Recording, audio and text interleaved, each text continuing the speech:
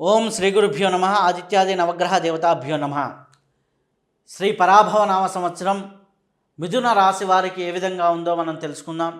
మిథున రాశి వారి యొక్క ఫలితాలు మనం ఇప్పుడు చూద్దాం. మృగశిర 3-4 పాదాలు, ఆరుద్ర మొత్తం 4 పాదాలు, అలాగే పునర్వసు 1-2-3 పాదాలు. పునర్వసు 1-2-3 పాదాలు, ఆరుద్ర నక్షత్రం పూర్తి 1-2-3-4, అలాగే మృగశిర 1-2 పాదాలు. వీటిని కలిపి మనం మిథున రాశి అంటాం. మిథున రాశి వాళ్ళకి ఆదాయ వ్యయాలు ఏ విధంగా ఉన్నాయో మనం చూద్దాం. ఆదాయ వ్యయాలు మనం పరిశీలన చేద్దాం. ఆదాయం వీరికి 8 గాను, వ్యయం 11 గాను ఉంది. రాజ్యపూజ్యం 1 గాను, అవమానం 7 గాను ఉంది. అంటే ఆదాయం చూసుకున్నట్లయితే కొంతవరకు పర్వాలేదు. అంటే 8 రూపాయలకి 11 రూపాయలు ఖర్చు వస్తుంటుంది. కానీ గ్రహ సంచారంలో చిన్న చిన్న మార్పుల వల్ల ఆదాయ వ్యయాల్లో పెద్ద వ్యత్యాసం లేదు. కానీ మంచి అనేవాళ్ళు ఒక్కరైతే చెడు అనేవాళ్ళు 7 ఉంటారు. కాబట్టి మీరు ఆదాయ వ్యయాల్లోనూ రాజ్యపూజ్యం అవమానంలోనూ మనం చూసుకుంటే కొద్దిగా అవమానం 7గా ఉంది. కాబట్టి కొద్దిగా ఎక్కడా కూడా జాగ్రత్తగా వ్యవహరిస్తూ ఉండండి. మీరు ఉచిత సలహాలు ఇవ్వటం కానివ్వండి, ఇలాంటివి చేయకుండా ఉంటే చాలా బాగుంటుంది. ఏది నెత్తి మీద కేసుకొని పనులు చేయకండి. దానివల్ల మీకు పేరు రాకపోగా మిమ్మల్ని చెడుగా అనుకునేదానికి ఆస్కారం ఉంది. ఈ విధంగా ఆదాయ వ్యయాలు ఉన్నాయి మిథున రాశి వారికి. అలాగే మిథున రాశి వారికి గ్రహ సంచారం ఏ విధంగా ఉంది? రాశి యందే గురువు సంచారంలో ఉన్నాడు. రాశి స్థానంలోని గురువు సంచారంలో ఉన్నాడు. అలాగే వీరికి చూస్తే దశమ స్థానంలో శని, నవమ స్థానంలో రాహువు, అలాగే తృతీయ స్థానంలో కేతువు. అలా చూసుకున్నప్పుడు ఈ యొక్క జూన్ వరకు చూస్తే గురువు జూన్ 2వ తేదీన మారుతున్నాడు. కాబట్టి ఆ తర్వాత నుంచి ద్వితీయ స్థానంలోకి ధనస్థానంలోకి గురువు వస్తున్నాడు. గురువు ధనస్థానంలోకి వచ్చినప్పటి నుంచి ఆర్థికంగా చాలా బాగుంటుంది. ఫైనాన్షియల్ విషయాలు చాలా మెరుగుగా ఉంటాయి. అదృష్టము, మంచి అవకాశాలు ఉంటాయి. పేరు ప్రతిష్టలు పెరుగుతాయి. ఇటువంటి పరిస్థితి అనేది బాగుంది. ఆ తర్వాత శని దశమస్థానంలో ఉన్నాడు. కాబట్టి వృత్తిలోనూ బాధ్యతలు పెరుగుతాయి. క్రమశిక్షణతో పనిచేస్తూ ఉంటారు. కొద్దిగా చిన్న చిన్న పనులు ఆలస్యం అవుతూ ఉంటాయి. మిగిలినవన్నీ బాగానే కనిపిస్తున్నాయి. ఈ యొక్క కేతువు 3వ స్థానంలోనూ, అలాగే రాహువు 9వ స్థానంలో ఉండటం వల్ల రాహు వల్ల కొన్ని అదృష్టాలు కలిసి రావడం అనేది జరుగుతూ ఉంటుంది. ఓవరాల్గా చూసుకుంటే ఈ యొక్క మిథున రాశి వారికి ఒక మంచి సంవత్సరం అని చెప్పవచ్చును. తెలివితేటలతో, అలాగే విచక్షణ వివేకంతో ముందుకు అడుగులు వేస్తూ ఉంటే చాలా సత్ఫలితాలు కలుగుతూ ఉంటాయి. అలాగే భార్యాభర్తల ఇరువురి సహకారం కూడా బాగా లభిస్తూ ఉంటుంది. కుటుంబ వాతావరణం కూడా బాగుంటుంది. ఇప్పుడు ఇండివిజువల్గా మనం చూద్దాం. ఉద్యోగస్తులకు ఏ విధంగా ఉంది మిథున రాశి వారికి? మిథున రాశిలో ఉన్నటువంటి ఉద్యోగస్తులకు ఏ విధంగా ఉంది అని చూసినప్పుడు మిథున రాశిలో ఉద్యోగస్తులకి ప్రమోషన్స్తో జీతం పెరిగే అవకాశం ఉంది. బ్యాంకింగ్, ఫైనాన్స్, మార్కెట్ రంగాల్లో రాణింపు ఉంది. అలాగే ప్రభుత్వ, న్యాయ, వాణిజ్య రంగాల్లో ఉద్యోగం చేస్తున్న వారికి మంచి ఫలితాలు వస్తాయి. ఆ తర్వాత ఆ బ్యాంకింగ్, అకౌంట్స్ రంగాల వారు కొద్దిగా ఈ ట్రాన్సాక్షన్ విషయాల్లో, అంటే ఈ సైబర్ క్రైమ్స్ ఇట్లాంటి వాటిల్లో కొద్దిగా జాగ్రత్త వహిస్తూ ఉండండి. మిగిలిన అన్ని విభాగాల్లో ఉన్న ఉద్యోగస్తులకి మంచి ఫలితాలే కనిపిస్తున్నాయి. కొద్దిగా మానసిక ఒత్తిడి ఉంటుంది. దైవారాధన చేసుకుంటూ ముందుకు వెళ్తూ ఉంటే చాలా సత్ఫలితాలు కలుగుతుంటాయి. అలాగే మిథున రాశిలో ఉన్నటువంటి వ్యాపారస్తులకు ఏ విధంగా ఉంది అంటే, వ్యాపారం భార్య వలన కొంత లాభం కలిగేదానికి అవకాశం ఉంది. అంటే భార్యాభర్తలు ఇరువుల కలయిక వలన కొంత లాభం కలుగుతూ ఉంటుంది. ఒకటి కంటే ఎక్కువ ఆదాయ మార్గాలు కనిపిస్తున్నాయి. భూమి, ఇల్లు ద్వారా కూడా, అంటే రెంటల్ ప్రాపర్టీస్, అలాగే స్థలాలు కొనటం ద్వారా, ఇటువంటి వాటి ద్వారా కూడా మంచి వ్యాపారం పరంగా బాగుంది. అలాగే కొత్త వ్యాపారాలు ప్రారంభించేదానికి అవకాశం ఎక్కువగా ఉంది. గురుబలం బాగా ఉంది. కాబట్టి జూన్ తర్వాత వీరికి నూతన వ్యాపారాలు, నూతన అవకాశాలు ఎదుర్కొంటూ వస్తాయి. కాబట్టి ఓవరాల్గా చూసుకుంటే మిథున రాశిలో ఉన్నటువంటి వ్యాపారస్తులకి చాలా సానుకూల సమయంగా మనం చెప్పవచ్చు. మిథున రాశిలో ఉన్నటువంటి రచయితలకి ఏ విధంగా ఉంది అని చూసినప్పుడు రచయితలకి, ఈ సినిమా రంగానికి ఇటువంటి సంబంధించిన వారికి ఏ విధంగా ఉంది అని మనం చూసినప్పుడు మంచి రచనల ద్వారా పేరు ప్రతిష్టలు వస్తాయి. మంచి అవకాశాలు వస్తాయి. సినిమా, ఈ యొక్క రంగాల్లో ఉన్నవారికి మంచి అవకాశాలు వస్తాయి. విదేశాలు తిరిగే యోగాలు కూడా బాగా కనిపిస్తూ ఉన్నాయి. పరిశోధనాత్మకంగా మీరు ఏ రచన చేసినా, సృజనాత్మకంగా ఏది చేసినా కానీ బాగా ఉంటుంది.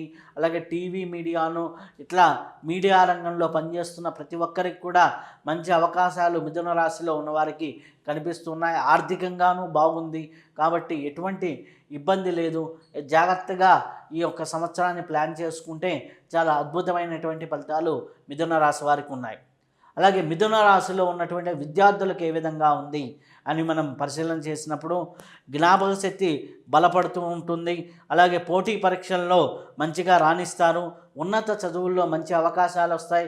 యూనివర్సిటీల్లోనూ ఉన్నతమైన కాలేజీల్లోనూ సీట్ల కోసం ప్రయత్నిస్తున్న వాళ్ళకి వాటికి ఫలితాలు వస్తాయి.